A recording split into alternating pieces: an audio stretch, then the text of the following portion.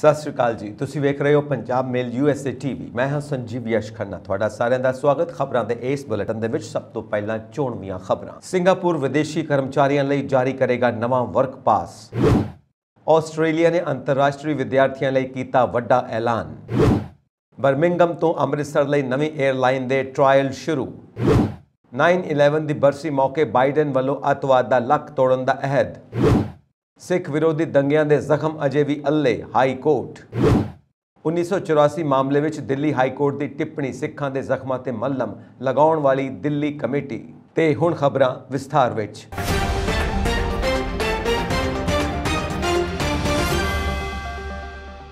ਵਿਦੇਸ਼ੀ ਕਰਮਚਾਰੀਆਂ ਲਈ ਸਿੰਗਾਪੁਰ ਨੇ ਅਹਿਮ ਐਲਾਨ ਕੀਤਾ ਹੈ। ਐਲਾਨ ਮੁਤਾਬਕ ਸਿੰਗਾਪੁਰ ਇਹ ਯਕੀਨੀ ਬਣਾਉਣ ਲਈ ਸੁਰੱਖਿਆ ਉਪਾਅ ਕਰੇਗਾ ਕਿ ਦੁਨੀਆ ਭਰ ਤੋਂ ਚੋਟੀ ਦੀਆਂ ਪ੍ਰਤਿਭਾਵਾਂ ਨੂੰ ਭਰਤੀ ਕਰਨ ਲਈ ਨਵੇਂ ਵਰਕ ਪਾਸਾਂ ਦੀ ਦੁਰਵਰਤੋਂ ਨਾ ਕੀਤੀ ਜਾਵੇ। ਕਿਰਤ ਮੰਤਰੀ ਟੈਨ ਸੀ ਲਿੰਗ ਨੇ ਸੋਮਵਾਰ ਨੂੰ ਸੰਸਦ ਨੂੰ ਭਰੋਸਾ ਦਿੱਤਾ। ਉਹਨਾਂ ਕਿਹਾ ਕਿ ਨਵਾਂ ਵਰਕ ਪਾਸ ਪਹਿਲਾਂ ਨੌਕਰੀ ਦਿੱਤੇ ਬਿਨਾਂ ਜ਼ਿਆਦਾ ਪੈਸਾ ਕਮਾਉਣ ਵਾਲੇ ਲੋਕਾਂ ਨੂੰ ਦੇਸ਼ ਵਿੱਚ ਰਹਿਣ ਦੀ ਇਜਾਜ਼ਤ ਦੇਵੇਗਾ। ਟੈਨ ਦੀ ਟਿੱਪਣੀ ਉਦੋਂ ਆਈ ਜਦੋਂ ਉਸਨੇ ਸੋਮਵਾਰ ਨੂੰ ਪ੍ਰਤਿਭਾ ਦੇ ਇੱਕ ਵਿਸ਼ਵ ਵਿਆਪੀ ਕੇਂਦਰ ਵਜੋਂ ਸਿੰਗਾਪੁਰ ਦੀ ਸਥਿਤੀ ਨੂੰ ਮਜ਼ਬੂਤ ਕਰਨ ਤੇ ਇੱਕ ਬਿਆਨ ਦਿੱਤਾ। ਮੀਡੀਆ ਰਿਪੋਰਟਾਂ ਦੇ ਅਨੁਸਾਰ ਗਲੋਬਲ ਪ੍ਰਤਿਭਾ ਨੂੰ ਆਕਰਸ਼ਿਤ ਕਰਨ ਲਈ ਨਵੀਆਂ ਯੋਜਨਾਵਾਂ ਅਤੇ ਸਥਾਨਕ ਪ੍ਰਤਿਭਾ ਨੂੰ ਵਿਕਸਿਤ ਕਰਨ ਲਈ ਸਿੰਗਾਪੁਰ ਦੇ ਯਤਨਾਂ ਬਾਰੇ ਹੋਰ ਜਾਣਕਾਰੀ ਲਈ 24 ਸੰਸਦੀ ਸਵਾਲ ਉਠਾਏ ਗਏ ਸਨ। ਸਿੰਗਾਪੁਰ ਘੱਟੋ ਘੱਟ $30,000 ਨਿਸ਼ਚਿਤ ਮਾਸਿਕ ਤਨਖਾਹਾਂ ਵਿੱਚ ਕਮਾਈ ਕਰਨ ਵਾਲੀਆਂ ਪ੍ਰਤਿਭਾ ਲਈ ਨਵੇਂ ਵਿਸ਼ੇਸ਼ ਪਾਸ ਲਾਂਚ ਕਰੇਗਾ, ਜੋ ਮੌਜੂਦਾ ਰੋਜ਼ਗਾਰ ਪਾਸ ਧਾਰਕਾਂ ਦੇ ਸਿਖਰ ਦੇ 5% ਦੇ ਬਰਾਬਰ ਨੇ। ਇਹ ਸਕੀਮ 1 ਜਨਵਰੀ 2023 ਤੋਂ ਸ਼ੁਰੂ ਹੋ ਰਹੀ ਹੈ। ਟੈਨ ਨੇ ਦੱਸਿਆ ਕਿ ਮਨੁੱਖੀ ਸ਼ਕਤੀ ਮੰਤਰਾਲਾ ਪਹਿਲਾਂ ਹੀ ਗਲਤ ਤਨਖਾਹਾਂ ਘੋਸ਼ਣਾਵਾਂ ਦੇ ਸੰਭਾਵਿਤ ਮਾਮਲਿਆਂ ਦੀ ਜਾਂਚ ਕਰ ਰਿਹਾ ਹੈ। ਇਸ ਵਿੱਚ ਸੀਮਿਤ ਟਰੈਕ ਰਿਕਾਰਡ ਵਾਲੀਆਂ ਕੰਪਨੀਆਂ ਦੀਆਂ ਅਰਜ਼ੀਆਂ ਦੇ ਨਾਲ-ਨਾਲ ਮਾਲਕਾਂ ਨੂੰ ਐਲਾਨੀ ਤਨਖਾਹ ਦੀ ਵੀ ਜਾਂਚ ਕੀਤੀ ਜਾਵੇਗੀ। ਮੌਜੂਦਾ ਰੋਜ਼ਗਾਰ ਪਾਸ ਦੀ ਮੰਗ ਕਰਨ ਵਾਲਿਆਂ ਲਈ ਮੰਤਰਾਲਾ ਇਹ ਯਕੀਨੀ ਬਣਾਉਣ ਲਈ ਸਿੰਗਾਪੁਰ ਦੀ ਇਨਲੈਂਡ ਰੈਵਨਿਊ ਅਥਾਰਟੀ ਨਾਲ ਆਮਦਨ ਟੈਕਸ ਫਾਈਲਿੰਗ ਦੀ ਜਾਂਚ ਕਰੇਗਾ ਕਿ ਅਰਜ਼ੀਆਂ ਉਹਨਾਂ ਦੀ ਪਾਲਣਾ ਕਰਦੀਆਂ ਨੇ ਕਿ ਨਹੀਂ। ਨਵੇਂ ਰੋਜ਼ਗਾਰ ਪਾਸ EP ਬਿਨੈਕਾਰ ਲਈ ਮੌਜੂਦਾ 2 ਸਾਲਾਂ ਦੇ ਮੁਕਾਬਲੇ ਪਾਸ 5 ਸਾਲਾਂ ਲਈ ਹੋਵੇਗਾ ਅਤੇ ਇਹ ਸਿੰਗਾਪੁਰ ਵਿੱਚ ਨੌਕਰੀ ਦੀ ਭੂਮਿਕਾ ਨਾਲ ਜੁੜਿਆ ਨਹੀਂ ਹੈ। ਪਾਸ ਹੋਲਡਰ ਕੁਝ ਕੰਪਨੀਆਂ ਲਈ ਇਕੱਠੇ ਕੰਮ ਕਰ ਸਕਦੇ ਨੇ ਜਾਂ ਆਪਣਾ ਕਾਰੋਬਾਰ ਸ਼ੁਰੂ ਕਰ ਸਕਦੇ ਨੇ। ਟੈਨ ਨੇ ਕਿਹਾ ਕਿ ਇਹ ਸਾਡੀਆਂ ਨਵੀਆਂ ਸਰਹੱਦਾਂ ਨੂੰ ਅੱਗੇ ਵਧਾਉਣ ਵਿੱਚ ਮਦਦ ਕਰ ਸਕਦਾ ਹੈ, ਸਾਡੇ ਸਥਾਨਕ ਇਕੋਸਿਸਟਮ ਨੂੰ ਵਧਾਉਣ ਲਈ ਵਧੇਰੇ ਨਿਵੇਸ਼ ਅਤੇ ਦਿਲਚਸਪੀ ਨੂੰ ਆਕਰਸ਼ਿਤ ਕਰ ਸਕਦਾ ਹੈ ਅਤੇ ਸਭ ਤੋਂ ਮਹੱਤਵਪੂਰਨ ਸਿੰਗਾਪੁਰ ਵਾਸੀਆਂ ਲਈ ਮੌਕਿਆਂ ਦੀ ਵਿਭਿੰਨ ਸ਼੍ਰੇਣੀ ਪੈਦਾ ਕਰ ਸਕਦਾ ਹੈ। ਅਸਲ ਵਿੱਚ ਆਸਟ੍ਰੇਲੀਆ ਅੰਤਰਰਾਸ਼ਟਰੀ ਵਿਦਿਆਰਥੀਆਂ ਲਈ ਅਧਿਐਨ ਤੋਂ ਬਾਅਦ ਕੰਮ ਦੇ ਅਧਿਕਾਰਾਂ ਦੀ ਮਿਆਦ 2 ਸਾਲ ਵਧਾਏਗਾ। ਆਸਟ੍ਰੇਲੀਅਨ ਸਿੱਖਿਆ ਮੰਤਰਾਲੇ ਨੇ ਕਿਹਾ ਕਿ 94 ਬੈਚਲਰ ਡਿਗਰੀਆਂ ਲਈ ਪੋਸਟ ਸਟੱਡੀ ਕੰਮ ਦੇ ਅਧਿਕਾਰ 2 ਸਾਲਾਂ ਤੋਂ ਵਧਾ ਕੇ 4 ਸਾਲ ਕੀਤੇ ਜਾਣਗੇ। ਨਿਯਮ ਵਿੱਚ ਬਦਲਾਅ ਨਾਲ ਬੈਚਲਰ ਡਿਗਰੀ ਗ੍ਰੈਜੂਏਟ ਆਸਟ੍ਰੇਲੀਆ ਵਿੱਚ 4 ਸਾਲ, ਮਾਸਟਰ ਗ੍ਰੈਜੂਏਟ 5 ਸਾਲ ਅਤੇ PhD ਧਾਰਕ 6 ਸਾਲ ਤੱਕ ਦੇਸ਼ ਵਿੱਚ ਰਹਿ ਸਕਣਗੇ। ਵਰਤਮਾਨ ਵਿੱਚ ਅੰਤਰਰਾਸ਼ਟਰੀ ਅੰਡਰ ਗ੍ਰੈਜੂਏਟ ਵਿਦਿਆਰਥੀ 2 ਸਾਲ, ਮਾਸਟਰ ਦੇ ਗ੍ਰੈਜੂਏਟ 3 ਸਾਲ ਅਤੇ ਡਾਕਟਰੇਟ ਵਿਦਿਆਰਥੀ 4 ਸਾਲ ਲਈ ਦੇਸ਼ ਵਿੱਚ ਰਹਿ ਸਕਦੇ ਹਨ। ਹਾਲਾਂਕਿ ਆਸਟ੍ਰੇਲੀਆਈ ਸਰਕਾਰ ਨੇ ਅਜੇ ਤੱਕ ਇਹ ਨਹੀਂ ਦੱਸਿਆ ਕਿ ਵਰਕ ਅਧਿਕਾਰ ਐਕਸਟੈਂਸ਼ਨ ਲਈ ਕਿਹੜੀਆਂ ਡਿਗਰੀਆਂ ਦੀ ਚੋਣ ਕੀਤੀ ਜਾਵੇਗੀ। ਇਸ ਸ਼੍ਰੇਣੀ ਦੇ ਅਧੀਨ ਡਿਗਰੀਆਂ ਦੇ ਵੇਰਵੇ ਅਕਤੂਬਰ ਦੇ ਅਖੀਰ ਵਿੱਚ ਆਉਣ ਦੀ ਉਮੀਦ ਹੈ, ਜਦੋਂ ਕਾਰਜ ਸਲਾਹਕਾਰ ਸਮੂਹ ਆਪਣੀ ਸਲਾਹ ਪੇਸ਼ ਕਰੇਗਾ। ਰਿਪੋਰਟਾਂ ਦੇ ਅਨੁਸਾਰ ਨਰਸਿੰਗ, ਇੰਜੀਨੀਅਰਿੰਗ ਅਤੇ IT ਵਿਦਿਆਰਥੀ ਪ੍ਰਮੁੱਖ ਤਰਜੀਹ ਵਾਲੇ ਖੇਤਰ ਹੋਣਗੇ। ਪਿਛਲੇ ਕੁਝ ਸਾਲਾਂ ਵਿੱਚ ਆਸਟ੍ਰੇਲੀਆ ਵਿੱਚ ਭਾਰਤੀ ਵਿਦਿਆਰਥੀਆਂ ਦੀ ਗਿਣਤੀ ਵਿੱਚ ਵਾਧਾ ਹੋਇਆ ਹੈ। ਇੱਕ ਰਿਪੋਰਟ ਦੇ ਅਨੁਸਾਰ 2019 ਵਿੱਚ ਭਾਰਤੀ ਵਿਦਿਆਰਥੀਆਂ ਦੀ ਹਿੱਸੇਦਾਰੀ 17% ਸੀ, ਜੋ 2022 ਵਿੱਚ ਵੱਧ ਕੇ 23 ਹੋ ਗਈ। ਸਿੱਖਿਆ ਮੰਤਰੀ ਜੇਸਨ ਕਲੇਰ ਨੇ ਕਿਹਾ ਕਿ ਇਸ ਸਮੇਂ ਸਿਰਫ 16% ਅੰਤਰਰਾਸ਼ਟਰੀ ਵਿਦਿਆਰਥੀ ਆਪਣੀ ਪੜ੍ਹਾਈ ਖਤਮ ਹੋਣ ਤੋਂ ਬਾਅਦ ਰੁਕਦੇ ਹਨ। ਉਹਨਾਂ ਮੁਤਾਬਿਕ ਇਸ ਦਾ ਮਤਲਬ ਹੋਵੇਗਾ ਕਿ ਉਹ ਲੰਬੇ ਸਮੇਂ ਤੱਕ ਰਹਿ ਸਕਦੇ ਹਨ ਅਤੇ ਆਸਟ੍ਰੇਲੀਆ ਵਿੱਚ ਪ੍ਰਾਪਤ ਕੀਤੇ ਹੁਨਰ ਦੀ ਵਰਤੋਂ ਕਰ ਸਕਦੇ ਹਨ ਤਾਂ ਜੋ ਸਾਡੇ ਕੋਲ ਇਸ ਸਮੇਂ ਮੌਜੂਦ ਹੁਨਰ ਦੀ ਘਾਟ ਨੂੰ ਪੂਰਾ ਕੀਤਾ ਜਾ ਸਕੇ। ਹਾਲ ਹੀ ਵਿੱਚ ਸਰਕਾਰ ਨੇ ਇਹ ਘੋਸ਼ਣਾ ਵੀ ਕੀਤੀ ਕਿ ਅੰਤਰਰਾਸ਼ਟਰੀ ਵਿਦਿਆਰਥੀਆਂ ਲਈ ਵੀਜ਼ਾ ਪ੍ਰਕਿਰਿਆ ਵਿੱਚ ਸੁਧਾਰ ਅਤੇ ਵੀਜ਼ਾ ਫੈਸਲਿਆਂ ਵਿੱਚ ਦੇਰੀ ਨੂੰ ਘਟਾਉਣ ਲਈ 36 ਮਿਲੀਅਨ ਆਸਟ੍ਰੇਲੀਅਨ ਡਾਲਰ ਦਾ ਨਵਾਂ ਬਜਟ ਐਲਾਨ ਕੀਤਾ ਜਾਵੇਗਾ। ਇਹਨਾਂ ਨਵੇਂ ਵਿਕਾਸ ਦੇ ਨਾਲ ਆਸਟ੍ਰੇਲੀਆ ਨੇੜਲੇ ਭਵਿੱਖ ਵਿੱਚ ਵਿਦੇਸ਼ਾਂ ਵਿੱਚ ਪੜ੍ਹਾਈ ਲਈ ਅਰਜ਼ੀਆਂ ਵਿੱਚ ਵਾਧਾ ਦੇਖੇਗਾ, ਜੋ ਕੋਵਿਡ-19 ਗਲੋਬਲ ਮਹਾਮਾਰੀ ਕਾਰਨ ਪ੍ਰਭਾਵਿਤ ਹੋਇਆ ਹੈ। इस दौरान ਆਸਟ੍ਰੇਲੀਆਈ ਸਰਕਾਰ ਦੇ ਇਮੀਗ੍ਰੇਸ਼ਨ, ਸਿਟੀਜ਼ਨਸ਼ਿਪ, ਪ੍ਰਵਾਸੀ ਸੇਵਾਵਾਂ ਅਤੇ ਬਹੁ ਸੱਭਿਆਚਾਰਕ ਮਾਮਲਿਆਂ ਬਾਰੇ ਮੰਤਰੀ ਨੂੰ 2022-23 ਮਾਈਗ੍ਰੇਸ਼ਨ ਪ੍ਰੋਗਰਾਮ ਜਾਰੀ ਕੀਤਾ ਹੈ। ਇਹ ਪ੍ਰੋਗਰਾਮ ਦੇਸ਼ ਦੀ ਆਰਥਿਕ ਰਿਕਵਰੀ ਨੂੰ ਹੁਲਾਰਾ ਦੇਣ ਲਈ ਤਿਆਰ ਕੀਤਾ ਗਿਆ ਹੈ, ਜੋ ਅਜੇ ਵੀ ਮਹਾਮਾਰੀ ਦੀਆਂ ਸਮੱਸਿਆਵਾਂ ਤੋਂ ਜੂਝ ਰਿਹਾ ਹੈ। ਇਹ ਪ੍ਰੋਗਰਾਮ ਮਹਾਮਾਰੀ ਤੋਂ ਬਾਅਦ ਦੇ ਮਾਹੌਲ ਵਿੱਚ ਸਮਾਜਿਕ ਏਕਤਾ ਦੇ ਨਤੀਜਿਆਂ ਨੂੰ ਵਧਾਉਣ ਅਤੇ ਚਲਾਉਣ ਲਈ ਸੈੱਟ ਕੀਤਾ ਗਿਆ ਹੈ। ਬਰਮਿੰਘਮ ਤੋਂ ਅੰਮ੍ਰਿਤਸਰ ਸ਼ੁਰੂ ਹੋਣ ਜਾ ਰਹੀ ਨਵੀਂ ਉਡਾਨ ਹੰਸ 에ਅਰਲਾਈਨ ਦੇ ਬੀਤੇ ਹਫ਼ਤੇ ਟਰਾਇਲ ਹੋਏ ਹਨ। 38 ਸਾਲਾਂ ਬਾਅਦ ਪਹਿਲੀ ਵਾਰ ਪੰਜਾਬੀਆਂ ਦੀ ਕੰਪਨੀ ਨੂੰ ਲਾਇਸੈਂਸ ਮਿਲਿਆ ਹੈ। ਪਹਿਲਾਂ ਇਹ ਲਾਇਸੈਂਸ ਇਕੱਲਾ ਬ੍ਰਿਟਿਸ਼ 에ਅਰਲਾਈਨ ਅਤੇ ਵਰਜਿਨ 에ਅਰਲਾਈਨ ਕੋਲ ਹੀ ਸੀ। ਪਿਛਲੇ ਹਫ਼ਤੇ ਮੰਗਲਵਾਰ ਤੇ ਬੁੱਧਵਾਰ ਯੂਕੇ ਗਵਰਨਮੈਂਟ ਅਥਾਰਟੀ CAA ਵੱਲੋਂ 2 ਦਿਨਾਂ ਲਈ ਜਹਾਜ਼ ਦੀਆਂ ਟੈਸਟ ਫਲਾਈਟਾਂ ਦਾ ਨਿਰੀਖਣ ਕੀਤਾ ਗਿਆ। ਮੰਗਲਵਾਰ ਬਰਮਿੰਘਮ ਤੋਂ ਸਕਾਟਲੈਂਡ ਦੇ 에ਅਰਪੋਰਟ ਪ੍ਰੈਟਿਕ ਅਤੇ ਵਾਪਸ ਬਰਮਿੰਘਮ ਤੱਕ, ਬੁੱਧਵਾਰ ਨੂੰ 2 ਘੰਟੇ CAA ਦੇ ਸਟਾਫ ਅਤੇ ਜਹਾਜ਼ ਦੇ ਨਾਲ ਸਟਾਫ ਦੀਆਂ ਸਿਹਤ ਅਤੇ ਸੁਰੱਖਿਆ ਜ਼ਿੰਮੇਵਾਰੀਆਂ ਦਾ ਨਿਰੀਖਣ ਹੋਇਆ। ਉਡਾਨ ਦੀ ਸ਼ੁਰੂਆਤ ਤੋਂ ਪਹਿਲਾਂ ਲੌਂਜ ਵਿੱਚ ਨਿਸ਼ਕਾਮ ਸੇਵਕ ਦੇ ਜੱਥੇ ਦੇ ਸੇਵਾਦਾਰਾਂ ਵੱਲੋਂ ਅਰਦਾਸ ਕੀਤੀ ਗਈ। ਪ੍ਰਾਪਤ ਜਾਣਕਾਰੀ ਅਨੁਸਾਰ CAA ਦੀਆਂ ਰਿਪੋਰਟ ਮਿਲਣ ਉਪਰੰਤ ਬਰਮਿੰਘਮ ਤੋਂ ਅੰਮ੍ਰਿਤਸਰ ਉਡਾਨਾਂ ਜਲਦੀ ਸ਼ੁਰੂ ਹੋਣਗੀਆਂ। ਉਡਾਨ ਮੌਕੇ ਸਿੰਘ ਸਭਾ ਗੁਰਦੁਆਰਾ ਡਰਬੀ ਦੇ ਪ੍ਰਧਾਨ ਰਘਵੀਰ ਸਿੰਘ ਰਾਮਗੜੀਆ, ਗੁਰਦੁਆਰਾ ਸਾਹਿਬ ਤੋਂ ਰਣਜੀਤ ਸਿੰਘ ਸਿਹਰਾ, ਗੁਰੂ ਰਵਿਦਾਸ ਸਭਾ ਗੁਰਦੁਆਰਾ ਡਰਬੀ ਦੇ ਪ੍ਰਧਾਨ ਸੁਰਿੰਦਰ ਕੁਮਾਰ, ਡਾਕਟਰ ਦਲਜੀਤ ਸਿੰਘ, ਸਿੱਖ ਮਿਊਜ਼ੀਅਮ ਦੇ ਸੇਵਾਦਾਰ ਹਰਭਜਨ ਸਿੰਘ ਦਾਇਆ, ਸਤਨਾਮ ਸਿੰਘ, ਪ੍ਰਭਜੋਤ ਸਿੰਘ, ਨੌਟਿੰਗਮ ਤੋਂ ਮਲਕੀਤ ਸਿੰਘ ਤੇ ਹੋਰ UK ਤੋਂ ਵੱਖ-ਵੱਖ ਸ਼ਹਿਰਾਂ ਤੋਂ ਆਏ ਪੰਜਾਬੀਆਂ ਨੇ ਜਹਾਜ਼ ਵਿੱਚ ਸਫ਼ਰ ਕੀਤਾ। ਸਰਦਾਰ ਗੁਰਮੇਲ ਸਿੰਘ ਕੰਦੋਲਾ, ਬਲਦੇਵ ਸਿੰਘ ਨੇ ਵੀ ਹੰਸ 에ਅਰਲਾਈਨ ਦੇ CEO ਸਤਨਾਮ ਸਿੰਘ ਅਤੇ ਸਾਥੀਆਂ ਦੇ ਉਦਮ ਦੀ ਸ਼ਲਾਘਾ ਕੀਤੀ।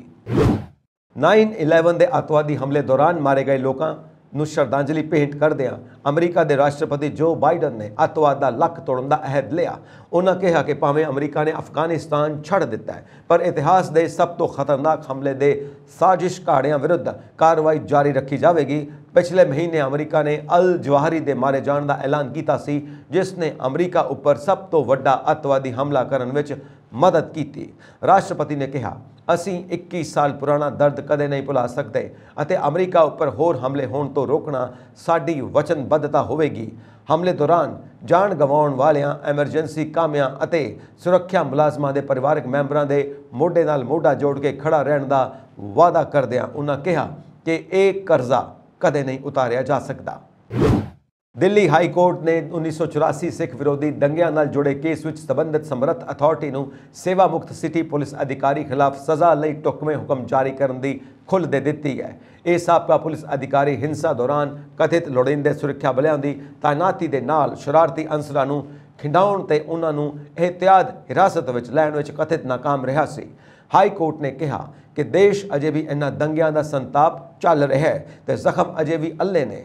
ਚੀਫ ਜਸਟਿਸ ਸਤੀਸ਼ ਚੰਦਰ ਸ਼ਰਮਾ ਦੀ ਅਗਵਾਈ ਵਾਲੇ ਬੈਂਚ ਨੇ ਅਨੁਸ਼ਾਸਨੀ ਅਥਾਰਟੀ ਤੇ ਕੇਂਦਰੀ ਪ੍ਰਸ਼ਾਸਨਿਕ ਟ੍ਰਿਬਿਊਨਲ ਵੱਲੋਂ ਕਿੰਗਜ਼ਵੇ ਕੈਂਪ ਪੁਲਿਸ ਸਟੇਸ਼ਨ ਦੇ ਤਤਕਾਲੀਨ SHO ਖਿਲਾਫ ਹੁਕਮਾਂ ਨੂੰ ਲਾਂਭੇ ਰੱਖਦਿਆਂ ਕਿਹਾ ਕਿ ਇਹਨਾਂ ਦੰਗਿਆਂ ਵਿੱਚ ਬੇਕਸੂਰ ਲੋਕਾਂ ਦੀਆਂ ਜਾਨਾਂ ਗਈਆਂ ਤੇ ਪੁਲਿਸ ਅਧਿਕਾਰੀ ਨਾਲ ਮਹਿਜ਼ ਉਸ ਦੀ ਵਡੇਰੀ ਉਮਰ 79 ਸਾਲ ਕਰਕੇ ਲਿਹਾਜ਼ ਨਹੀਂ ਕੀਤਾ ਜਾ ਸਕਦਾ। ਬੈਂਚ ਜਿਸ ਵਿੱਚ ਜਸਟਿਸ ਸੁਬਰਾਮਨੀਅਮ ਪ੍ਰਸਾਦ ਵੀ ਸ਼ਾਮਿਲ ਸਨ ਨੇ ਕਿਹਾ, ਉਹ 100 ਸਾਲ ਦੀ ਉਮਰ ਦਾ ਵੀ ਹੋ ਸਕਦਾ ਹੈ। ਕਿਰਪਾ ਕਰਕੇ ਉਸ ਦੀ ਬਦ ਇੰਤਜ਼ਾਮੀ ਨੂੰ ਵੇਖਿਆ ਜਾਵੇ। ਬੇਕਸੂਰ ਲੋਕਾਂ ਦੀਆਂ ਜਾਨਾਂ ਗਈਆਂ, ਦੇਸ਼ ਦੇ ਜ਼ਖਮ ਅਜੇ ਵੀ ਅੱਲੇ ਨੇ। ਤੁਸੀਂ ਇਸ ਆਧਾਰ ਤੇ ਬਚ ਨਹੀਂ ਸਕਦੇ। ਉਮਰ ਮਦਦਗਾਰ ਨਹੀਂ ਹੋਣੀ। ਅਨੁਸ਼ਾਸਨੀ ਅਥਾਰਟੀ ਨੇ ਸਾਬਕਾ ਪੁਲਿਸ ਅਧਿਕਾਰੀ ਨੂੰ ਸਿੱਖ ਵਿਰੋਧੀ ਦੰਗਿਆਂ ਦੌਰਾਨ ਬਦ ਇੰਤਜ਼ਾਮੀ ਲਈ ਦੋਸ਼ੀ ਠਹਿਰਾਇਆ ਸੀ, ਜਿਸ ਨੂੰ ਉਸਨੇ ਅੱਗੇ ਕੇਂਦਰੀ ਪ੍ਰਸ਼ਾਸਨਿਕ ਟ੍ਰਿਬਿਊਨਲ ਅੱਗੇ ਚੁਣੌਤੀ ਦੇ ਦਿੱਤੀ। ਕੈਟ ਨੇ ਅਪੀਲ ਰੱਦ ਕੀਤੀ ਤਾਂ ਉਸਨੇ ਹਾਈ ਕੋਰਟ ਦਾ ਰੁਖ ਕਰ ਲਿਆ। ਪਟੀਸ਼ਨਰ ਨੇ ਹਾਈ ਕੋਰਟ ਵਿੱਚ ਦਾਅਵਾ ਕੀਤਾ ਕਿ ਉਸ ਨੂੰ ਇਸ ਕੇਸ ਵਿੱਚ ਫੈਸਲਾਕੁਨ ਸੁਣਵਾਈ ਤੋਂ ਬਾਅਦ ਹੀ ਆਪਣਾ ਪੱਖ ਰੱਖਣ ਦਾ ਮੌਕਾ ਦਿੱਤਾ ਗਿਆ ਸੀ। ਹਾਈ ਕੋਰਟ ਨੇ ਹੁਕਮਾਂ ਨੂੰ ਲਾਂਭੇ ਰੱਖਦੇ ਹੋਏ ਕਿਹਾ ਕਿ ਪਟੀਸ਼ਨਰ ਖਿਲਾਫ ਲੱਗੇ ਦੋਸ਼ ਸੰਗੀਨ ਹਨ ਅਤੇ ਅਨੁਸ਼ਾਸਨੀ ਅਥਾਰਟੀ ਨੂੰ ਖੁੱਲ੍ਹ ਹੈ ਕਿ ਉਹ ਅਸਹਿਮਤੀ ਦਾ ਨਵਾਂ ਨੋਟਿਸ ਜਾਰੀ ਕਰਕੇ ਪਟੀਸ਼ਨਰ ਤੋਂ 4 ਹਫ਼ਤਿਆਂ ਵਿੱਚ ਜਵਾਬ ਮੰਗੇ। ਕੋਰਟ ਨੇ ਕਿਹਾ, ਇਸ ਮਗਰੋਂ ਅਨੁਸ਼ਾਸਨੀ ਅਥਾਰਟੀ ਨੂੰ ਕਾਨੂੰਨ ਮੁਤਾਬਿਕ ਢੁਕਵਾਂ ਹੁਕਮ ਜਾਰੀ ਕਰਨ ਦੀ ਪੂਰੀ ਖੁੱਲ੍ਹ ਹੈ। ਦਿੱਲੀ ਸਿੱਖ ਗੁਰਦੁਆਰਾ ਪ੍ਰਬੰਧਕ ਕਮੇਟੀ ਦੇ ਪ੍ਰਧਾਨ ਹਰਮੀਤ ਸਿੰਘ ਕਾਲਕਾ ਤੇ ਜਨਰਲ ਸਕੱਤਰ ਜਗਦੀਪ ਸਿੰਘ ਕਾਹਲੋਂ ਨੇ ਦਿੱਲੀ ਹਾਈ ਕੋਰਟ ਦੇ ਮੁੱਖ ਜੱਜ ਸਤੀਸ਼ ਚੰਦਰ ਸ਼ਰਮਾ ਤੇ ਜਸਟਿਸ ਸੁਬਰਾਮਨੀਅਮ ਪ੍ਰਸਾਦ ਦੇ ਬੈਂਚ ਦੁਆਰਾ 1984 ਦੇ ਇੱਕ ਮਾਮਲੇ ਵਿੱਚ ਸੁਣਵਾਈ ਦੌਰਾਨ ਕੀਤੀ ਟਿੱਪਣੀ ਨੂੰ ਸਿੱਖਾਂ ਦੇ ਜ਼ਖਮਾਂ ਤੇ ਮੱਲਮ ਲਗਾਉਣਾ ਕਰਾਰ ਦਿੱਤਾ। ਦਰਅਸਲ ਤਤਕਾਲੀ SHO ਦੁਰਗਾ ਪ੍ਰਸਾਦ ਵੱਲੋਂ पेश होए वकील ने अदालत ਨੂੰ ਕਿਹਾ ਸੀ ਕਿ ਮੁਲਜ਼ਮ 79 ਸਾਲ ਦਾ ਹੈ ਤੇ ਨੌਕਰੀ ਤੋਂ ਸੇਵਾ ਮੁਕਤ ਹੋ ਚੁੱਕਾ ਹੈ, ਇਸ ਲਈ ਉਸ ਪ੍ਰਤੀ ਕੁਝ ਨਰਮੀ ਦਿਖਾਈ ਜਾਵੇ। ਜਸਟਿਸ ਮਿਸ਼ਰਾ ਆਯੋਗ ਸਾਹਮਣੇ ਦਾਇਰ ਹਲਫਨਾਮੇ ਤੋਂ ਪਤਾ ਲੱਗਿਆ ਕਿ ਇਸ ਖੇਤਰ ਵਿੱਚ 15 ਸਿੱਖਾਂ ਦਾ ਕਤਲ ਹੋਇਆ ਸੀ ਤੇ ਕਈ ਗੁਰਦੁਆਰਿਆਂ, ਘਰਾਂ ਤੇ ਕਾਰਖਾਨਿਆਂ ਨੂੰ ਅੱਗ ਲਾ ਦਿੱਤੀ ਗਈ ਸੀ। ਪੰਜਾਬ ਦੀ ਭਗਵੰਤ ਮਾਨ ਸਰਕਾਰ ਨੂੰ ਅੱਜ ਉਸ ਵੇਲੇ ਝਟਕਾ ਲੱਗਿਆ ਜਦੋਂ ਪੰਜਾਬ ਤੇ ਹਰਿਆਣਾ ਹਾਈ ਕੋਰਟ ਨੇ ਘਰ ਘਰ ਆਟਾ ਵੰਡਣ ਵਾਲੀ ਸਕੀਮ ਉੱਪਰ ਰੋਕ ਲਗਾ ਦਿੱਤੀ। ਇਹ ਯੋਜਨਾ 1 ਅਕਤੂਬਰ ਤੋਂ ਸ਼ੁਰੂ ਕੀਤੀ ਜਾਣੀ ਸੀ ਤੇ ਇਸ ਲਈ ਤਿਆਰੀਆਂ ਮੁਕੰਮਲ ਕੀਤੀਆਂ ਹੋਈਆਂ ਸਨ। ਪਤਾ ਲੱਗਿਆ ਕਿ ਹਾਈ ਕੋਰਟ ਨੇ ਇਹ ਰੋਕ NFSA depot holder welfare association Punjab ਵੱਲੋਂ ਪਾਈ ਪਟੀਸ਼ਨ ਤੇ ਲਗਾਈ ਹੈ। डिपू होल्डर का कहना है कि इस स्कीम नाल उन्हां दा रोजगार खुस जाना है। एसोसीएशन के मानसा जिले के आगू लालजीत सिंह लाली ने दस्सिया कि लोगों को राशन डिपूआं वालों वधिया ढंग नाल वंडिया जा रहा सी, पर सरकार ने नवी स्कीम नाल डिपू होल्डरां ते खपतकारां वास्ते मुश्किल पैदा कर दित्ती सी। पंजाब भर दियां संघर्षशील पेंडू ते खेत मजदूर जथेबंदियां दे सांझे मजदूर मोर्चा की अगवाई हेठ पंजाब भर तो पुजे हज़ारां मजदूरां ने अज मुख मंत्री की रिहायश वाली कलोनी के मुख गेट अगे संगरूर पटियाला बाईपास सड़क से आवाजाही ठप करके 3 रोज़ा पक्का मोर्चा आरंभ दिता है। सरकारी पाबंदियां अपने हकों लई आवाज़ बुलंद करन पुजे किरतियां दा संघर्षी राह ना रोक सकियां अते करीब किलोमीटर विच फैले इस पक्के मोर्चे विच किरतियां ने हत्थां विच लाल झंडे फड़ के सरकार खिलाफ जबरदस्त नारेबाजी की। धरने में शामिल वड्डी गिणती इकट्ठ नूं संबोधन करदिआं सांझे मोर्चे के सूबाई आगू ते जमीन प्राप्ति संघर्ष कमेटी के प्रधान मुकेश मलौद, पंजाब खेत मजदूर यूनियन के सूबा प्रधान जोरा सिंह नसराली, देहाती मजदूर सभा के प्रधान दर्शन नाहर, पंजाब खेत मजदूर सभा के गुलजार गौरिया, क्रांतिकारी पेंडू मजदूर यूनियन पंजाब के जनरल सकत्तर लखवीर लौंगोवाल, मजदूर मुक्ति मोर्चा पंजाब के प्रधान भगवंत समाऊ ते पेंडू मजदूर यूनियन पंजाब के सूबा प्रधान तरसेम पीटर ने कहा कि मजदूरों के मामले हल करने की थां RSS ते भाजपा की B टीम भगवंत मान सरकार ने मजदूरों की आवाज़ दबाउण लई दफा 144 लगा दी सी, जिसनूं तोड़दिआं पंजाब के हज़ारां मजदूर अपने हकों लई आवाज़ बुलंद लई डटे गए ने। उन्होंने कहा कि सूबा सरकार भी पहलियां सरकारां वांग ही मजदूर विरोधी नीतियां लागू कर रही है अते इस हालत विच मजदूरां कोल संघर्ष करन तो इलावा कोई होर चारा नहीं। बुलारिया ने कहा कि मनरेगा तहत टब्बर के सारे ब्लॉक मैंबरां नूं सारा साल काम देण, मनरेगा समेत होरनां कामां दी दिहाड़ी 700 रुपए करन, पंचायती जमीन के तीजे हिस्से ते खेती का हक दलित नूं देण, अलॉट प्लाटां दे मजदूरां नूं कब्जे देण, लोड़वंद परिवारां नूं रहायशी प्लाट अलॉट करन, लाल लकीर तो बाहर रहंदे परिवारां नूं मालकी हक देण समेत होर मंगां लई 3 रोज़ा पक्का मोर्चा दिन रात जारी रहेगा।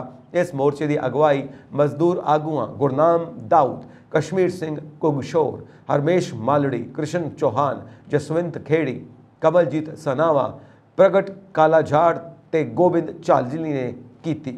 मनी माजरा की इंदिरा कलोनी में छापेमारी करन गई पुलिस टीम में मौजूद महिला मुलाजमां नाल हथोपाई का मामला सामने आया। दरअसल चंडीगढ़ पुलिस नूं सूचना मिली सी कि इंदिरा कलोनी में कुछ गैर समाजिक अंसर आए हुए ने। इस संबंधी IT पार्क थाणा के SHO रोहताश कुमार छापा मारन लई इंदिरा कलोनी पुजे। इस छापेमारी टीम में महिला पुलिस मुलाजम भी मौजूद सन। जिवें ही पुलिस की छापेमारी टीम पहुंची तो वड्डी गिणती में लोग इकट्ठे होने शुरू हो गए।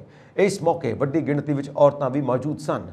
पुलिस ने जिवें ही छापेमारी शुरू की तो उत्थे औरतां इकट्ठियां हो गईयां अते एक औरत ने चंडीगढ़ पुलिस की महिला मुलाजिम दे वाल फड़ के उस नाल कुटमार की।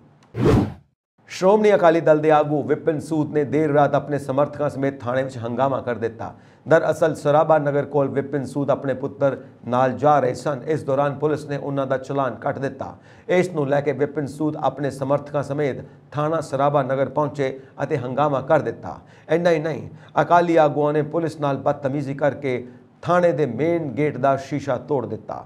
इस मामले संबंधी पुलिस ने विपिन सूद समेत 5 लोगों खिलाफ केस दर्ज कर लिया है। लुधियाना जिले में डेंगू ते स्वाइन फ्लू ने कहर मचाया हुआ है। जिले में डेंगू के हुण तक 114 मरीज सामने आ चुके हैं। इन्हां विच सेहत विभाग वालों 61 मरीजों की पुष्टि की गई है। सेहत अधिकारियों ने दस्सिया कि जिले 14 मरीजों की रिपोर्ट पॉजिटिव आई है। इन्हां चों 12 ਜ਼ਿਲ੍ਹੇ ਦੇ ਰਹਿਣ ਵਾਲੇ ਨੇ ਜਦਕਿ ਦੂਜੇ ਜ਼ਿਲ੍ਹਿਆਂ ਆਦਿ ਨਾਲ ਸੰਬੰਧਿਤ ਹਨ। ਹੁਣ ਤੱਕ ਸਥਾਨਕ ਹਸਪਤਾਲਾਂ ਵਿੱਚ 113 ਪੋਜ਼ਿਟਿਵ ਮਰੀਜ਼ ਸਾਹਮਣੇ ਆ ਚੁੱਕੇ ਨੇ। ਇਨ੍ਹਾਂ ਚੋਂ 52 ਮਰੀਜ਼ ਦੂਜੇ ਜ਼ਿਲ੍ਹਿਆਂ ਦੇ ਰਹਿਣ ਵਾਲੇ ਨੇ। ਸਿਵਲ ਸਰਜਨ ਨੇ ਦੱਸਿਆ ਕਿ ਸਿਹਤ ਵਿਭਾਗ ਦੀਆਂ ਟੀਮਾਂ ਵੱਲੋਂ 1065 ਘਰਾਂ ਦਾ ਦੌਰਾ ਕੀਤਾ ਗਿਆ ਹੈ। ਇਨ੍ਹਾਂ ਚੋਂ 20 ਘਰਾਂ ਵਿੱਚ ਡੇਂਗੂ ਦਾ ਲਾਰਵਾ ਮਿਲਿਆ ਹੈ, ਜਦੋਂ ਕਿ 20 ਹੋਰ ਜਗ੍ਹਾ ਤੇ ਪਏ ਕੰਟੇਨਰ ਵਿੱਚ ਵੀ ਮੱਛਰ ਦਾ ਲਾਰਵਾ ਪਾਇਆ ਗਿਆ। उन्होंने लोगों को अपील की कि वह डेंगू तो बचा लई अपने घर के नेड़े तेड़े छत ते सफाई का विशेष ध्यान रखन अते किते भी बारिश का पानी ना खड़ा होने देन। इस तरह जिले के स्वाइन फ्लू के मरीजों की गिनती 20 हो गई है। 2 मरीजों की रिपोर्ट पॉजिटिव आई। इन्हां चों एक जिले का रहने वाला सी जबकि बाकी होर जिलियां नाल संबंधित सन। सेहत अधिकारियों ने दस्सिया कि पॉजिटिव तो इलावा 6 शक्की मरीज भी सामने आ चुके हैं। इन्हां विचों 211 शक्की मरीज दूजे जिलियां आ संबंधित ने, जदों कि 99 शक्की मरीज जिले के रहने वाले हैं।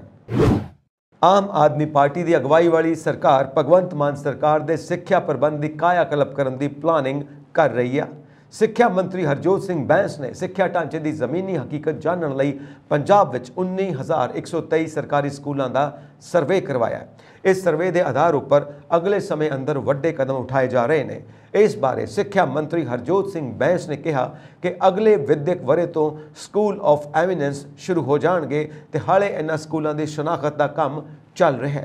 स्कूल ऑफ एमिनेंस विच 9वीं तो 12वीं तक की पढ़ाई होगी तो बाकी क्लासां लई 2 किलोमीटर के दायरे के स्कूल विच बच्चे पढ़नगे।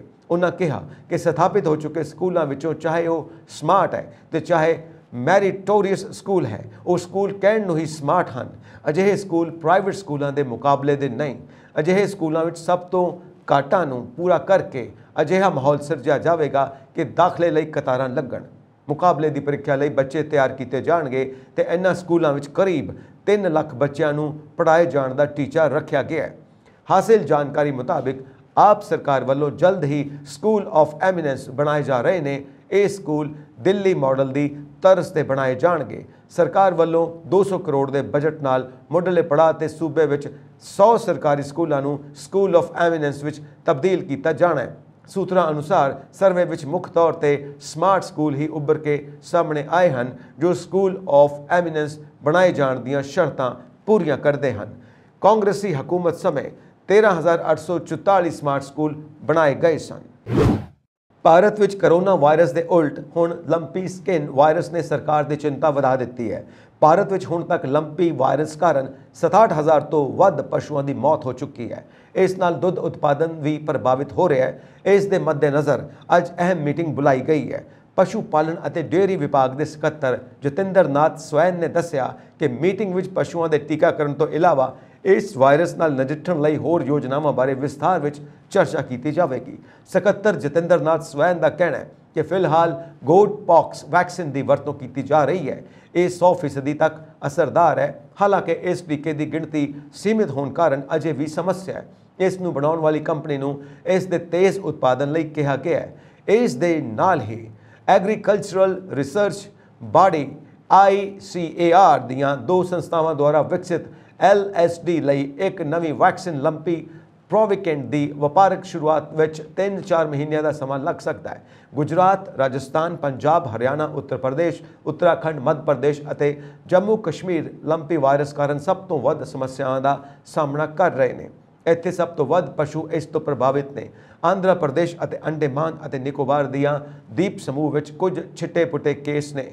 जतिंदर नाथ स्वैन ने कहा राजस्थान विच रोज़ाना मरण वाले पशुओं की गिनती 600 तो 700 है, पर दूजे राज्यों में एक दिन में 100 तो भी घट है। इस दे नाल ही पशुओं की मौत और उन्होंने इस वायरस के संपर्क में आने कारण दुध का उत्पादन भी प्रभावित हो रहा है। Gujarat cooperative milk marketing federation GCMMF के प्रबंधक निर्देशक RS सोडी ने कहा कि गुजरात विच दुध का उत्पादन 0.5% घटिया है क्योंकि टीकाकरण कारण गुजरात विच स्थिति काबू विच है। हालांकि उसने दूजे राज्यों में इस दे व्यापारक प्रभाव को स्वीकार किया। मदर डेयरी के मैनेजिंग डायरैक्टर मनीष बंदलिश ने कहा समूची योजना विच दुध उत्पादन ते मामूली असर पिया है।